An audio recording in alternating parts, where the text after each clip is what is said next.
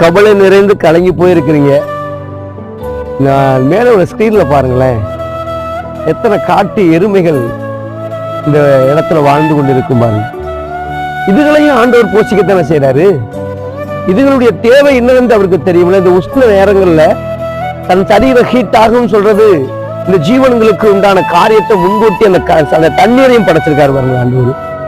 அது இந்த வெயில் நேரத்துல, இந்த உஷ்ண நேரங்கள்ல இந்த தண்ணீர்ல அது அமர்ந்து தன்னுடைய சரீரத்தை இளைப்பாற பண்ணுது.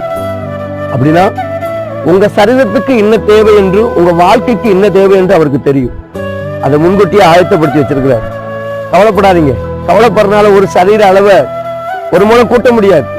நாளை தினத்தை குறித்து நீங்க கவலைப்பட வேண்டாம்னு வேதம் சொல்லுது. நாளை தினம் மதுமனுக்காக கவலைப்படும். உங்கள் தேவைய இந்த பசுகளுக்கு, இந்த காட்டு ஜீவனுக்கு ஆயத்தப்படுத்தி வச்ச தேவன் உங்களுக்கு ஆயத்தப்படுத்தி வச்சிருக்கிறார். பயப்படாதீங்க. கர்த்தர் உங்களோட கூட இருக்கார்.